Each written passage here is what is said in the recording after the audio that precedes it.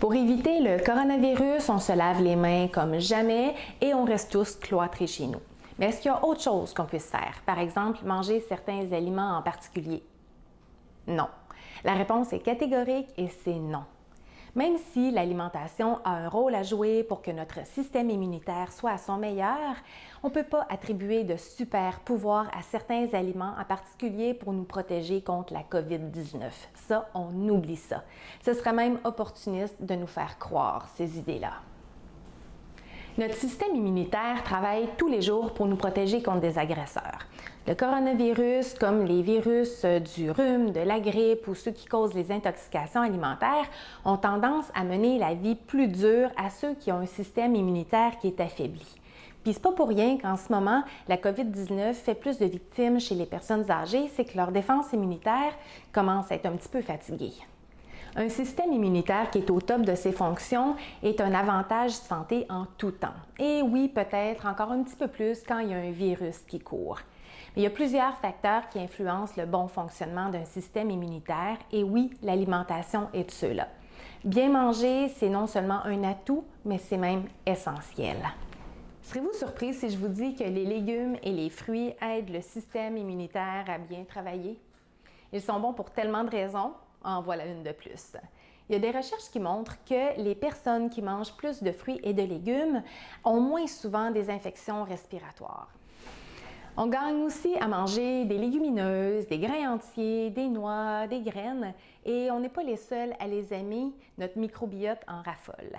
Le microbiote intestinal, plus précisément, c'est toutes les bactéries qu'on a dans notre intestin. Et le microbiote est en lien direct avec le système immunitaire. Premièrement, le microbiote fait en sorte qu'il est la première barrière contre les microbes indésirables. Donc, c'est la première ligne de défense. Et le microbiote intestinal va aussi stimuler et activer la production de certaines cellules du système immunitaire, entre autres les cellules qu'on appelle les cellules T, qui sont des globules blancs. Bref, le bon fonctionnement de notre système immunitaire passe par l'équilibre de notre microbiote. Pour que nos bonnes bactéries soient heureuses, on doit leur fournir ce qu'elles aiment à manger et la plupart d'entre elles, ce sont des aliments végétaux. Donc, les haricots noirs, les pois chiches, les lentilles, le pain de blé entier, le riz brun, le quinoa, les noix, les graines, les fruits, les légumes. Tout ça pour plaire à une grande variété de bactéries parce que si on les nourrit bien, en retour, elles vont être là pour bien prendre soin de nous aussi. Vous avez certainement remarqué que j'ai parlé d'aliments et non pas d'éléments nutritifs comme la vitamine C, le zinc, l'acide folique ou encore les protéines. Même si ce sont des nutriments qui contribuent au bon fonctionnement du système immunitaire, ça ne sert à rien de les considérer de manière individuelle. Pas plus que c'est utile de se ruer à la pharmacie pour acheter des suppléments. Les études ont démontré que si on n'a pas de carence nutritionnelle, les suppléments ne vont nous servir à rien. Donc, l'idéal, c'est vraiment de considérer d'avoir une alimentation de base équilibrée avec plein d'aliments qui nous fournissent ces fameux nutriments. Les pilules n'ont jamais été aussi efficaces que plein d'aliments qui font un travail d'équipe. Donc, en plus de l'alimentation, il y a d'autres aspects de notre mode de vie qui peuvent influencer le bon fonctionnement de notre système immunitaire.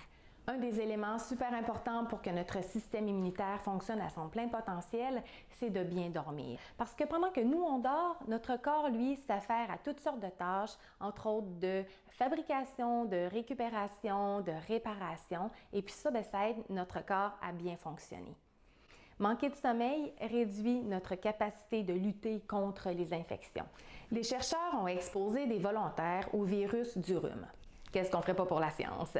Mais avant de les exposer à ce virus-là, ils ont divisé le groupe en deux pour faire en sorte que la moitié du groupe dorme de très courtes nuits, moins de 6 heures par nuit pendant une semaine, alors que l'autre moitié du groupe faisait des nuits normales. Résultat, les petits dormeurs étaient 4 fois plus à risque de développer la maladie que les bons dormeurs. Manquer de sommeil affaiblit notre résistance aux infections parce que notre corps fabrique moins d'anticorps. Ça, c'est une des explications. Un autre élément qui est important pour le système immunitaire, c'est l'activité physique. Bouger, jouer dehors, bref, faire de l'activité physique de modérée à élevée aide le système immunitaire parce que ça active la circulation sanguine et ça permet à toutes les bonnes substances qui ont un lien avec le système immunitaire de se balader plus efficacement dans notre corps. Trop faire de sport peut au contraire diminuer notre résistance aux infections. Mais entre 30 et 60 minutes d'activité physique par jour, vraiment là, il y a juste des bénéfices. Un autre facteur qui joue sur le système immunitaire, c'est le stress. Parce qu'en période de stress, notre corps va produire entre autres du cortisol et de la noradrénaline, qui sont deux hormones qui viennent affecter les fonctions du système immunitaire. Donc, c'est sûr qu'en période comme ça de crise du coronavirus, on est plus stressé, mais c'est d'autant plus important d'essayer de gérer ce stress-là, de relaxer, de se changer les idées, parce que ça aussi, ça peut avoir un impact sur notre système immunitaire.